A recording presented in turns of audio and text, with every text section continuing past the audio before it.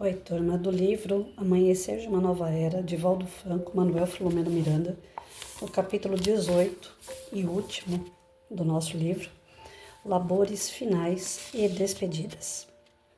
Nessa última noite, nossa estada em serviço especial, após os labores habituais da instituição, quando todos se haviam recolhido aos leitos para o justo repouso, teve começo a reunião de despedida assinalada pelo socorro a alguns dos irmãos desencarnados trazidos da Cracolândia.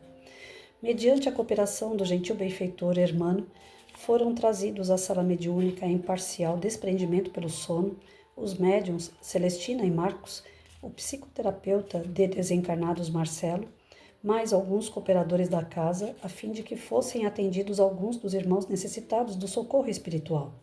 Após sentida a oração proferida pelo mentor do nosso grupo, Dona Celestina entrou em transe profundo, sendo instrumento de um dos espíritos deformados que se agitava nos estertores do ressentimento e da dependência dos vapores terríveis da drogadição que absorvia por intermédio da sua vítima.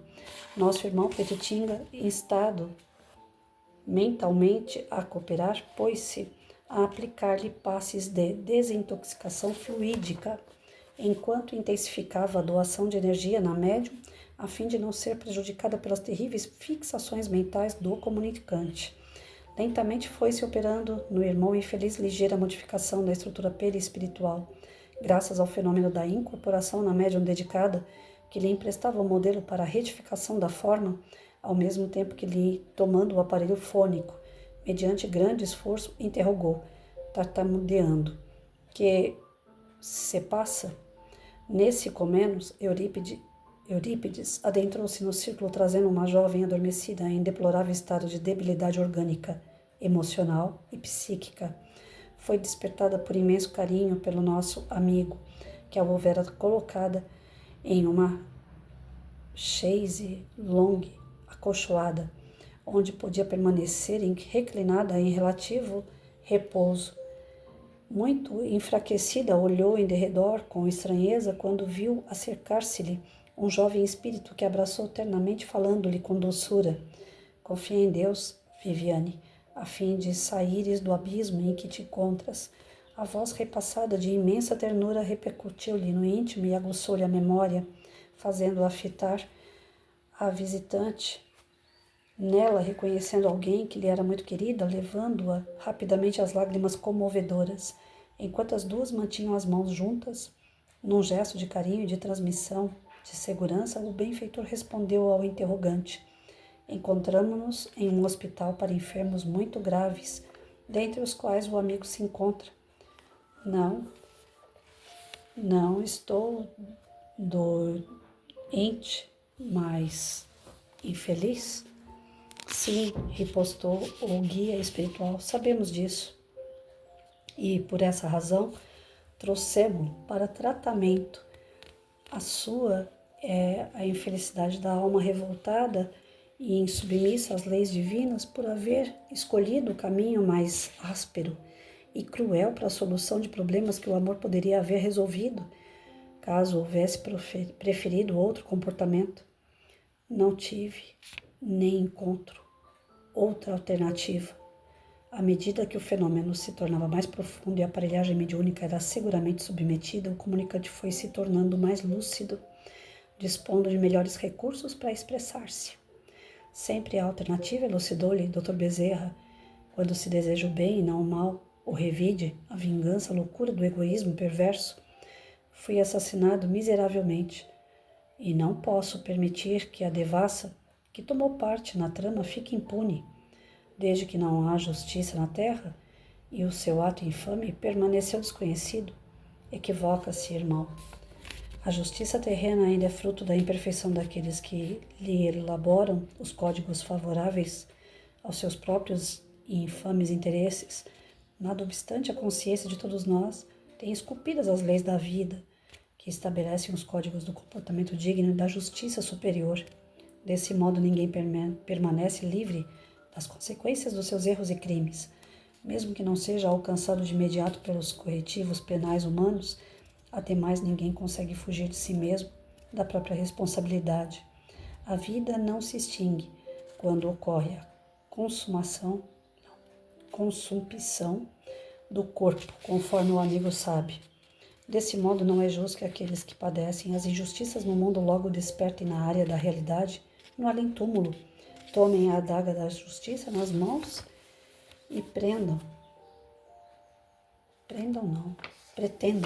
fazê-la cumprir, mediante as suas paixões, incidindo nos erros semelhantes ou piores de injustiça e de impiedade.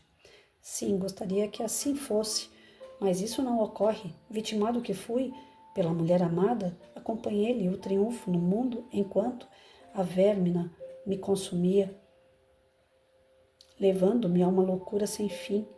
Mas sobrevivi e agora faço justiça. O seu procedimento não é de justiça, mas de vingança, e todo ato de revide conduz a dramas mais infelizes ao desrespeito às divinas leis. A nossa Viviane renasceu para resgatar o tormentoso deslize moral.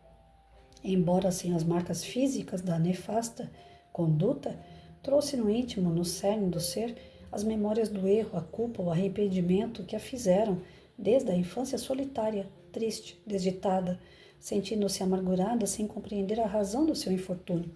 Atraiu pelo pensamento, conforme estabelecido pelas soberanas leis, que onde estiver o infrator, aí se encontrará sua vítima. Cabia-lhe compadecer-se da sua desgraça e ajudá-la na reabilitação pelas ações do bem, a fim de que pudesse emergir do caos do erro, alcançando a área da elevação moral. No entanto, deu-se o oposto. O amigo reconheceu-a, inspirou-lhe mágoas mediante hipnose, nela fixando o pensamento doentio, tornando-a mais desventurada e levando-a às fugas do lar, em desconcerto emocional, empurrando-a para o antro de onde acaba de ser retirada pela misericórdia de Jesus Cristo.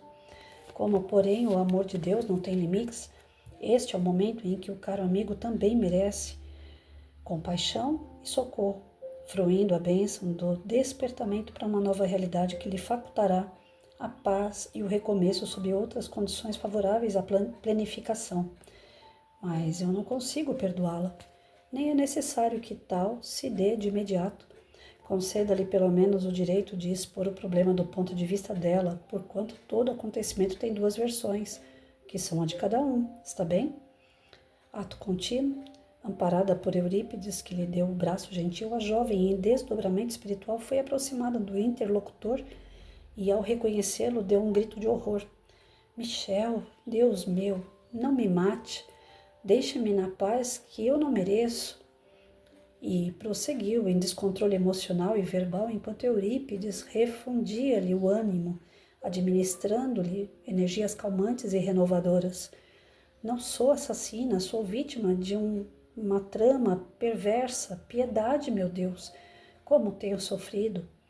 Chamado nominalmente pela aturdida entidade, Michel revidou com blasfêmias e ameaças terrificantes, agitando a médium, espumando de ira com os olhos fora das órbitas. Era a primeira vez em que os dois espíritos confrontavam-se, embora sempre quando em desdobramento pela ação das drogas ilícitas, ela o encontrava e punha-se a fugir sem rumo, desvairada até despertar exausta, necessitada de novo entorpecente. Ouça-me, por favor, pelo menos dessa vez, gritou a desventurada. Ironizando-a com imenso desdém, mas sob a telementalização do benfeitor, Michel aqueceu com expressão de cínico desprezo. Sempre o amei e demonstrei-o durante toda a nossa convivência. Você foi o destruidor da nossa paz, quando levou para o nosso lar a serpente que me hipnotizou, o infame Antoine Deval, dizendo-se seu amigo, era um bandido perverso que desejava apossar-se dos nossos bens e pôr-me a perder. Não pôde prosseguir, porque Michel a interrompeu com desdém. Se você sabia disso, por que me traiu e ajudou a matar-me? Explodiu em lágrimas e soluços de desespero. Ouça-me, porque em tudo isso eu sou a desventurada. Não lhe nego que fui leviana e condescendente com o bandido, chegando até mesmo a estimulá-lo na minha vacuidade de mulher, mas evitando comprometer-me. Esse é o meu grande erro, o desatino que me corrói interiormente, e nesse momento eu o sei, razão pela qual sempre tenho sido uma atormentada. Lentamente, enquanto você cuidava das videiras, ele me seduzia com habilidade.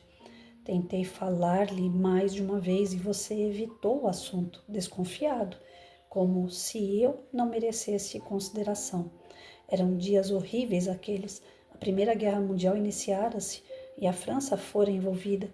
Em nossa querida região da Champagne, em Ardennes, a convocação para a guerra chegou estarrecedora e Antoine, que era um desocupado vivendo às suas custas, foi convocado para seguir a Paris a fim de inscrever-se no exército. Viviane fez uma pausa longa e dolorosa, em que as lágrimas abundantes escorriam-lhe pela face descarnada. Logo após, deu prosseguimento à sua narrativa. Quase às vésperas da despedida, quando você mesmo organizou uma festa em homenagem ao infame, depois que todos se retiraram, ele embriagou-nos, usando também sonífero que aplicou em você, fazendo-o tombar desfalecido em nosso leito. O miserável abusou da minha honra, roubou-nos os melhores bens, dinheiro, joias e outros valores. Depois o matou impiedosamente a punhaladas, evadindo-se, sem que os nossos empregados pudessem ver o que se passara em nosso, não sei falar isso, Châteauques. Quando despertei, não me recordava do acontecido, exceto da agressão física de que também eu fora vítima. O escândalo foi terrível, longos os inquéritos policiais com tentativas de envolvimento da minha pessoa, busca pelo evadido, que logo mais partiu para o fronte, na linha Maginot, fronteiriça com a Alemanha, onde o miserável pereceu nos primeiros combates sem haver usufruído o resultado da rapina. Somente vim a saber disso muito tempo depois, quando envelhecida em Paris, onde passei a viver com alguns recursos resultantes da venda da propriedade e da divisão entre os seus familiares e eu própria. Os tormentos sem fim tomaram-me a vida e entreguei-me ao uso do absinto. Então, em muita moda, consumindo-me com o tempo até que a morte arrebatou-me o corpo, mas não me concedeu a paz. Renasci inditosa, amparada por Gisele, que fora sua irmã e sempre minha amiga, e que morrera antes da tragédia que nos acometeu, e que aqui se encontra socorrendo-me. Que mais dizer-lhe, senão suplicar piedade para nós ambos? Um tanto aturdido, Michel, que ignorava os fatos narrados, ainda não se recuperara da surpresa quando a visitante Gisele falou-lhe com imensa ternura. Michel, venho em nome de nossa mãezinha buscar-te, para que voltes a nascer nas nossas terras, agora sob nova governança, e refaças a tua estrada de purificação. Hoje, Antoine é o seu proprietário atormentado e infeliz, por intermédio de quem deverás retornar ao corpo físico. A jovem irradiava marífica luminosidade, e o seu era um verbo suave e penetrante, que tocou profundamente a sensibilidade do comunicante. Sem o controle necessário em circunstâncias de tal magnitude, o comunicante espiritual desejou arrojar-se aos braços da irmã, sem o conseguir em razão de encontrar-se em psicofonia, mas gritou: socorre-me, anjo de nossas vidas, tu que sempre foste emissária de Jesus na terra. Perdoa-me a loucura e diminui a ardência da loucura que me consome há quase uma eternidade. Confia em Deus, irmão querido, e tem coragem para o recomeço. Aproximou-se e o envolveu em ternura imensa, enquanto o nosso mentor adormecia, com a voz calmante e amorosa, conduzindo-o para outro recinto de nossa esfera. Logo depois, o ambiente retomou a harmonia habitual, com o afastamento de Miguel e sua irmã, de Viviane, que Hermano transferiu para uma sala contígua, a fim de reconduzi-la ao corpo que, no antro em que se encontrava, experimentava um sonho revigorante, que lhe faria bem e ajudaria a sair do gueto de miséria, inspirada por Gisele, que continuaria ajudando-a. O limite do amor é o infinito, sem dúvida sendo o solucionador para todas as questões afligentes de que se tem notícia. Outras comunicações penosas tiveram lugar, e após o santificante labor da caridade, Com os médiuns e o dialogador em perfeita lucidez, escutamos vozes espirituais que cantavam no ambiente, agora transformando em um anfiteatro de aspecto grego. Dei-me conta de que a torre de vigia havia sido desfeita por desnecessidade e que diversos membros da instituição haviam sido convocados para aquela etapa final.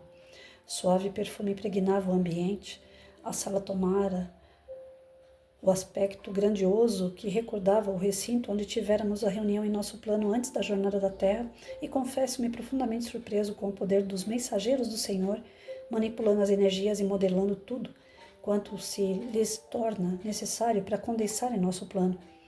Foi nesse ambiente que um belíssimo jato de luz caiu sobre a plataforma de destaque e vimos tomar corpo o Santo de Assis, assessorado por 2 dos seus companheiros das primeiras horas.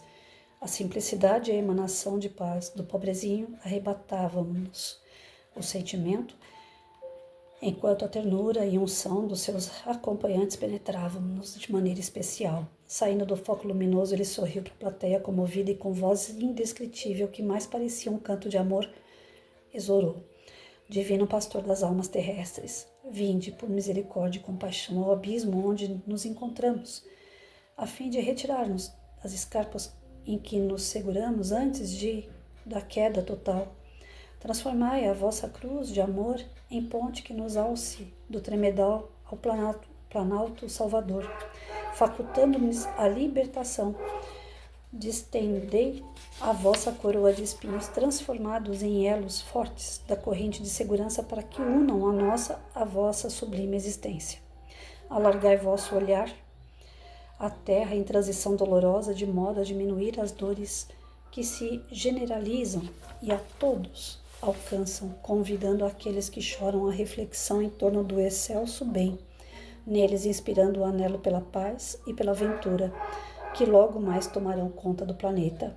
Amparai os convidados de outra dimensão, que ora se corporificam para o trabalho da experiência iluminadora do mundo, de modo que consigam esculpir nas paisagens ainda sombrias de orbe as indefiníveis claridades da esperança e da fraternidade plena.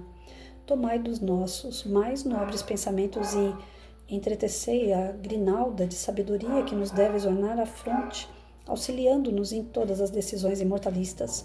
Santo que sois, confere-nos a vossa bênção de carinho, a fim de que o nosso roteiro de urzes transforme-se em senda de sublimação. E perdoai-nos a pequenez e a pobreza em que ainda nos encontramos, sem possuirmos nada para oferecer, exceto o próprio ser, a serviço do nome do vosso nome. Despede-nos, Senhor, da madrugada da ressurreição, de maneira que vençamos a morte, a dor e o medo de servir-nos para todo sempre. Assim seja. A música sublime que permanecia no ar e o perfume que dominava o ambiente, qual se derivasse de rosas frescas em doce manhã de primavera, ficariam impregnados para sempre em nossos espíritos. A visão daquele instante ímpar permanecia em nossa tela mental para sempre. Em silêncio coroado de lágrimas, despedimos-nos do benfeitor Hermano, que agradeceu ao nosso mentor e a todos nós o labor ali desenvolvido. Naquele período, abraçamos os companheiros que participaram em ambos os planos da vida, do trabalho de iluminação que viéramos cumprir, e enquanto o silêncio em nós entoava gratidão, nossa pequena caravana retornou ao famoso reduto em que residimos, havendo-se dissolvido sob as bênçãos do amanhecer da nova era. Antes de nos separarmos em nossa comunidade, olhamos o planeta amado, aureolado da claridade dos astros, e não posso negar que somente as lágrimas puderam falar as palavras impossíveis de serem enunciadas. Uma vaga de saudade, de ternura e de gratidão invadiu-nos a todos, enquanto firmávamos os votos de amar e servir sem descanso, sob as bênçãos de Jesus. E deu nó na garganta. Bom, ai, não sei se dá para vocês verem aí, mas tô toda arrepiada, todinha, da cabeça aos pés. É energia que não acaba mais, não? Mas vamos lá. Nesse último capítulo, a gente vê então socorro a uma moça encarnada que está no meio das drogas, né, devido a uma situação do passado, um obsessor a induziu que ela caísse ainda mais nas profundezas, né, dessa ilusão que as drogas geram. Parece que você vai esquecer os seus problemas e na verdade você só está causando outros ainda piores, tanto para a saúde física como essa questão dos obsessores. Ela veio com uma nova oportunidade para servir, para se desenvolver, porém a sua consciência presa ao passado, a história que ela teve com esse obsessor que era marido dela, e que esse marido tinha trazido um amigo para morar junto com eles, e esse marido seduziu essa mulher e forçosamente, quando o marido não estava em casa, ele estuprou ela, né? Teve um caso com ela, não entendi se foi estupro ou se foi um caso, mas pelo que eu entendi foi pegar força. E ainda roubou a família. Ele foi servir o exército na Primeira Guerra Mundial, já na primeira batalha ele morreu. E a irmã do marido dela, né, que é esse obsessor, gostava muito dela e acabou fazendo a ponte para que houvesse esse momento dos amigos espirituais que pudesse colocar em xeque, né, um em desdobramento, o outro no campo espiritual, que eles pudessem conversar entre si, que o perdão fosse estabelecido para que eles pudessem retomar suas vidas de uma maneira mais saudável, mais correta.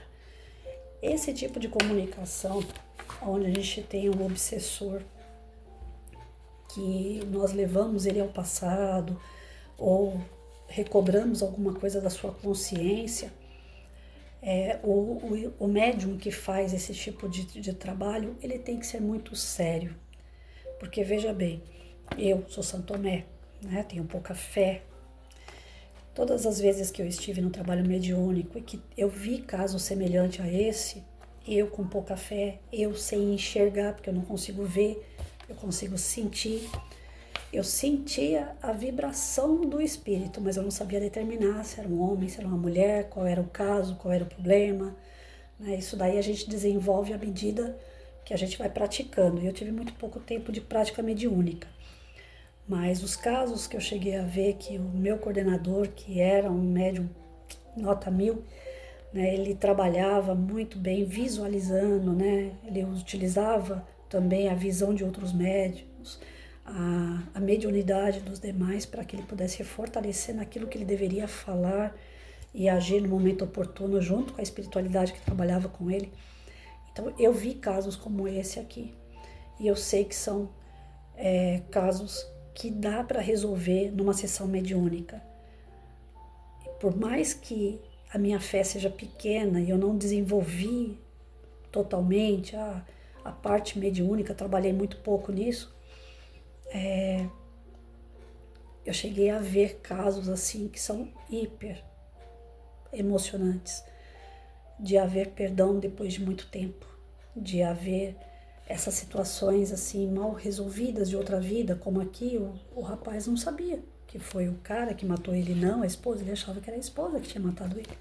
Então essas situações assim que conseguem, numa palavra, numa conversa, resolver, e cada qual depois parte para uma nova jornada, uma nova oportunidade, gente, é divino demais, né? Se a gente parar para pensar como que Deus age na vida de cada um de nós, todas as pessoas que nós temos em volta são papéis, assim como nós, papéis que nós fazemos. Ora como Patrícia, ora como João, ora como Pedro, ora como Maria. E esses papéis, eles são principalmente para desenvolver cada um de nós. Não é para a gente desenvolver o outro. A gente se preocupa com o outro, nós aprendemos solidariedade, caridade, empatia, amizade. Nós aprendemos valores, mas valores para o nosso espírito, para nós. Nós não aprendemos no meio dessa convivência com pessoas os valores para apenas repassar, para dar lição de moral, vamos dizer assim. A lição de moral é para nós, o aprendizado é para nós. E toda a encarnação a gente deixa algum rabicho para trás, toda a encarnação. A gente vem para pagar uma dívida e deixa mais uma para trás. Isso quando a gente não agrega várias e vai carregando isso por séculos, como ele falou aqui, uma vida inteira.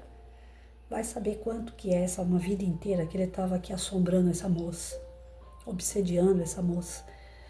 Então, todos os casos que nós lemos nesse livro, todas as situações que nós vimos, a intervenção espiritual, é bem um retrato daquilo que o nosso planeta passa. Nós estamos num planeta de prova e expiação, nós estamos vivendo circunstâncias de desequilíbrio, de falta de paz, de falta de amor, de falta um monte de coisas, mas que é para a gente desenvolver o que falta e suprir.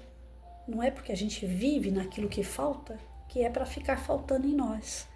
Se nós estamos aqui é porque nós temos condições de suprir o que falta. Eu estava vendo essa semana, né? Tem cada coisa na internet que dá até medo de olhar a internet de vez em quando. Estava vendo na internet essa semana um caso lá de um pastor lá com 14 anos, 15 anos, um garoto, adolescente, no seu estado normal. Já é difícil, porque eles têm a questão hormonal que é desequilibrado, tem aquela coisa que eles precisam se autoafirmar, é um momento de muito questionamento, é um momento assim de muita dúvida. O adolescente passa por uma fase complicada, sendo adolescente e sendo pastor. Pensa o tamanho do problema. O garoto foi instruído a curar. Aí ele, lá na assembleia deles, lá ele estava fazendo sessão de cura. Só que a sessão de cura dele, ele exigia das pessoas dinheiro. Aquele que colocar 100 reais aqui, eu vou dar a cura. Quero ver quem é o corajoso, que acredita em mim. Coloca 100 reais aqui que eu vou curar. Então, esse tipo de desafio que a pessoa coloca, aqueles que estão fragilizados, faz com que o fragilizado acabe sucumbindo, acatando, né? Tá duvidando que eu sou capaz de ir? Então eu vou. Né? Tá me colocando uma faca no pescoço, dizendo que eu não tenho fé? Então eu vou mostrar que eu tenho. E através disso ele foi utilizando manobras para conseguir pessoas que acreditassem, né, nessas curas, e usando o nome de Cristo, usando o nome da igreja, o nome, né, daquilo que eles acreditam lá, como se fosse o causador da cura das pessoas. Aí apareceu um vídeo de uma mulher que, aparentemente, um vídeo que ele aparece com ela, ele estava rasgando uns papéis que parecia ser o laudo médico dela, dizendo, olha, agora você está curada. Aí ela veio em depor, ela falou assim, eu não gosto de me aparecer, não sou de me aparecer em público e tal, mas eu preciso dizer que o que ele rasgou eram papéis que ele escreveu, não eram os meus laudos, e que quem me curou fui eu, porque eu creio em Deus. Quem me curou foi a minha fé. E o que Jesus dizia? Que nem Jesus curava as pessoas, que era a fé das pessoas que curavam.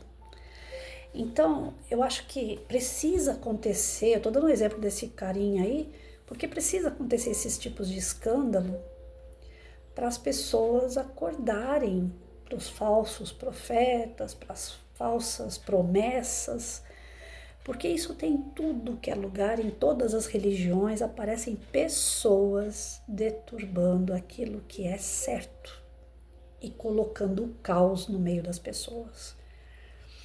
Aí hoje, pela manhã, eu estava abrindo o Face e achei lá como que é a vida dos governantes quando desencarnam. Gente, sem comentários. A vida dos governantes é o caos. Aquele caos que eles plantam na vida das pessoas que acreditam neles, que votam neles, que colocam eles no poder, o caos que eles recebem quando desencarnam é muito maior. Então aqui nessa história fica parecendo que a moça se deu bem, né? Ela reencarnou, não aconteceu nada com ela, ela era culpada. Poxa, a história estava toda deturbada, né? O rapaz não sabia de fato quem é que tinha matado ele. Ela teve a oportunidade de ter uma vida boa, ela não aproveitou. A consciência dela e mais o obsessor dela fez com que ela procurasse as drogas. E isso acontece direto. A gente desvia caminhos por uma palavra. A gente desvia caminhos por uma consciência pesada, às vezes por um sonho. Tem pessoas que sonham que o marido ou a esposa traiu, separa. Tem pessoas que vão numa igreja, escuta o padre falar determinada coisa que não aceita, não quer mais voltar na igreja. A igreja não é o padre. O padre é uma pessoa como outra qualquer. Estudou, se formou e serve à igreja. Essa história de representante de Deus na Terra, ninguém aqui representa Deus, todo mundo está no mesmo barco, todo mundo aqui é falho. Então, eu vou num centro espírita, eu não gosto do que um palestrante fala, eu não volto mais. O palestrante não é o centro, é uma pessoa. Eu vou tomar um passe, eu não me dou bem com aquele médium, aí eu não volto para tomar mais passe? Não. O médium é um ser, é uma pessoa. E quem está atrás dele? Os espíritos estão trabalhando com ele. Então a gente tem mania de, dentro de tudo isso que a gente estudou no livro, né? A gente tem manias de fazer justiça com as próprias mãos, de denegrir, de crucificar pessoas sem saber direito a história, de agir com preconceito, de agir com ignorância, com selvageria, ou seja, nós estamos muito atrasados. E a espiritualidade trabalha por nós. O livro inteiro, o Divaldo, através do Manuel Filomeno, ele fala, a espiritualidade está com vocês o tempo todo. Eles ajudam nos mínimos detalhes, em coisas bobas até coisas mais sérias. E eles estão nos ajudando dia a dia, inclusive para esse despertar de uma nova era, que é o planeta de regeneração. Nós vamos sair desse caos de provas e expiação. Nós estamos caminhando para isso, nós estamos nos transformando para isso. Antigamente, um falso profeta, como é o caso desse garoto aí, ele ia ficar anos e anos ali atormentando a vida das pessoas, fazendo coisas bárbaras, né? E não ia ser exposto, ninguém ia ver.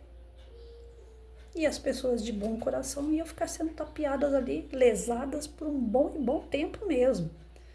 E um carinha desse não ia ter tempo de buscar o perdão das suas falhas. Agora, ele exposto na internet, o caso desse garoto, por exemplo, acabou a farra, já foi exposto, todo mundo já viu que é um charlatão. Ele já fechou a rede social dele, ele já não está mais aparecendo para ninguém. Ele vai ficar adormecido, esquecido por algum tempo. O brasileiro tem mania, né, de esquecer as coisas rápido, a gente tem um bom coração para isso. E pode ser que ele aproveite esse momento, que deu uma chacoalhada na vida dele, e que ele retome o caminho, volte para a escola, termine o ensino médio dele, faça uma faculdade, tenha uma família e ande no caminho correto. Pode ser que tudo isso que aconteceu sirva para esse menino não se perder. Mas pode ser também que ele venha esperar todo mundo esquecer e voltar. Nós não estamos livres dos espíritos ainda infelizes que estão entre nós, que querem causar o caos, que querem atrasar a programação de evolução do nosso planeta e das nossas vidas. Então, o que a gente aprende aqui é que nós temos a espiritualidade ao nosso favor. Mas para isso a gente tem que andar de conduta reta. Para isso a gente tem que ter fé, a gente tem que estudar, a gente tem que frequentar algum lugar, seja igreja, seja centro espírita, não pela pessoa, mas pela nossa fé. Religião significa religar com Deus, porque só trancado na tua casa. Pode ser que você seja uma excelente pessoa, faça caridade, ore na sua casa, seja firme o tempo todo e viva bem. Mas com tanto bombardeio ruim que a gente tem em volta, muitas das vezes a gente não é o suficiente para se manter. Por isso que a gente precisa de uma religião, religar. Mas que a gente tenha um bom senso acima de tudo. Que a gente tenha um discernimento, que a gente use o nosso livre-arbítrio da melhor maneira possível. Porque tem ainda, não só esse garoto, como tantos outros por aí, em qualquer tipo de religião, os falsos profetas. Aqueles que vêm para tumultuar. Nós não temos lá embaixo, na classe, na pirâmide, os que vão tumultuar e acabar com o nosso planeta. Não. Nós estamos na mão de dirigentes, nós estamos na mão de dirigentes políticos, religiosos, que têm o poder de fazer a cabeça das pessoas. Antigamente a gente achava, né? A pessoa que mora num bairro muito humilde, muito pobre, vira ladrão, esse pessoal é que é o caos da sociedade, né? Que usa droga, que bebe. Gente, tá cheio de patricinha e mauricinho que usa droga. Dentro dos gabinetes de deputado, senador e tantos outros governantes aí, tá cheio de cocaína. Tá cheio de droga até melhor do que a cocaína, mais pura. A droga tá em tudo que é lugar, a bebida tá em tudo que é lugar, o caos tá em tudo que é lugar. Não existe um lugar só que a gente tem que tomar cuidado. É orar e vigiar em todos os lugares, em todos os momentos. Do nada você pode estar bem com teu marido, com teu irmão, com teu filho, com teu vizinho. Do nada vira uma discussão. Do nada vira um desentendimento. E aquilo ali custar alguns dias, alguns meses sem falar com a pessoa, ou até mesmo perder, romper o contato com a pessoa. Nós estamos sendo influenciados, bombardeados o tempo todo. O tempo todo. E nunca a gente viu aqui dentro do Brasil tanto falatório do que é certo, do que é errado. Perceberam isso? Antigamente é aquela história, respeita. O que é certo, respeita, o que é errado, é respeito. Se usava a palavra respeito e todo mundo calava a boca. Eu tenho que respeitar. Hoje, com respeito ou sem respeito, está tendo muito debate. Nós estamos numa panela quente, está fervulhando essa panela. Vocês percebem isso? Eu estou percebendo. Que eu sou da era de 70, eu nasci em 72, eu peguei a década de 80, de 90, 2000, 2010, 2020. Daqui a pouco eu completo 60 anos aí. Eu peguei muitas gerações diferentes. E como educadora, eu tô vendo que a panela tá virando uma panela de pressão. Já não é nem aquela panelinha de carne refogada, não. É uma panela de pressão. O negócio vai estourar. Nós estamos vivendo um momento assim de turbulência. Não tá fácil para ninguém. Mesmo as cabecinhas de borboleta que fala que a vida tá uma boa, que tá tudo certo. No fundo, todo mundo tá na mesma panela aí. Tá todo mundo nessa panela de pressão. Tá todo mundo debatendo por alguma coisa. Você entra na internet, beba água com gás. Faz bem pra saúde. Aí você bebe. Aí você entra na internet de novo, não beba água com gás. Isso aqui faz mal pra saúde. Tá desse jeito. Os meios de comunicação estão tudo doido. As postagens que a gente vê no meio da rede social virtual, tá tudo maluca. Ora você pode, ora você não pode, ora é certo, ora é errado. Fulano usou camisa azul não pode, tem que ser camisa amarela. Aí usa camisa amarela, não pode ser camisa amarela, tem que ser camisa azul. Tá o caos. Perceberam isso ou só eu que tô percebendo? Todo mundo quer estar certo, todo mundo aponta o que está errado. O que tem de vídeo naquele Kawaii, no TikTok, de pessoas dando palpite na vida dos outros, né? Coloca aqui a figura do fulano de tal, que nem eu acabei de falar do menino como falso profeta. Tem gente que coloca a foto dele aqui e ó, já virou piada, já usaram a fala dele para criar música. Então assim, que os exemplos estão aí e alguns a gente deve seguir e outros não, isso é fato. Coisas que nós devemos ver com os olhos críticos, isso daí eu faço, isso daí eu não faço, isso aí eu gostei, isso aí eu não gostei, isso é fato. Mas eu nunca vi, não sei se porque os meios de comunicação estão muito mais ágeis, né? Internet, essa coisa toda, eu nunca vi tanta gente dando opinião do que é certo e o que é errado. Você vê um médico falando, pode. Você vê outro médico falando, não pode. Você vê um jogador de futebol falando, tal coisa a gente vai fazer. O outro chega lá e fala, não, essa coisa que ele fala não vai fazer gol. Então assim, nós estamos vivendo aquele momento da separação do joio do trigo, viu? Vamos ficar atentos, porque realmente uma nova era está surgindo. Nós vamos vir aí com um planetinha de regeneração. E antes desse episódio ocorrer, nós estamos em água de salsicha, mas dentro de uma panela de pressão. Nós temos que tomar muito cuidado com as nossas escolhas. Nós temos que ser vigilantes aos nossos pensamentos, aos nossos sentimentos. Vigilantes às nossas falas e conduta. Porque o despertar está aí. O que Jesus disse lá atrás está se cumprindo. Vai haver ranger de dentes antes do mundo de regeneração. Porque nesse ranger de dentes é o momento da separação do joio do trigo. Então, nós tenhamos consciência mediante a tudo isso, para que a gente se prepare de fato para essa nova era.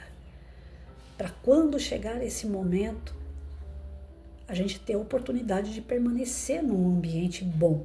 Porque é isso que o nosso planeta vai virar. Um planeta bom. Não vai ser perfeito, mas vai ser muito melhor do que ele é hoje. Então, que a gente tenha esse merecimento, que a gente tenha condições, que o nosso padrão vibratório esteja de acordo com a vibração desse planeta, desse novo planeta que está surgindo aí. Não é uma promessa de fim de ano. Eu, como sou São Tomé, a primeira vez que eu ouvi falar assim, transição planetária, até 2057 é a data limite. Eu falei assim, tá parecendo aquelas promessinhas de fim de ano, né? O ano que vem vai ser melhor. Mas, gente, tudo que eu tenho estudado aqui tá dizendo que o negócio tá pertinho. Não é 2057, já tá acontecendo. Tem espíritos que são tão maléficos que é a última vez que estão aqui. Eles não vão poder mais reencarnar aqui no planeta Terra. Tem outros que ainda estão ali na corda bamba. Se não melhorar até o finalzinho, vai ser expulso daqui. Vai ser exilado, vai para outro planeta, menos evoluído. Algumas pessoas utilizam, né, esse tom, né? Vai ser exilado, vai ser colocado para fora do planeta, como se fosse um verdadeiro castigo. Não é um castigo, é uma nova oportunidade. O cara lá ele vai aprender aquilo que ele não aprendeu aqui. Mas, sabendo que a gente podia ficar num ambiente melhor e a gente vai para um ambiente pior, porque nós tivemos péssima conduta, e que é uma nova oportunidade de aprendizado, no fundo, o espírito vai se sentir como com isso? Que é uma nova oportunidade ou que ele está sendo castigado? Porque nós temos essa, dentro da nossa ignorância, tudo que acontece de ruim a gente acha que é um castigo. E não é. É fruto da nossa semeadura, né? Então, se querem saber se nós vamos ficar aqui ou se vamos para outro planeta, vê aí o que vocês estão semeando. Eu tô na corda bamba. E vocês? Terminamos esse livro. Amanhã a gente começa um outro.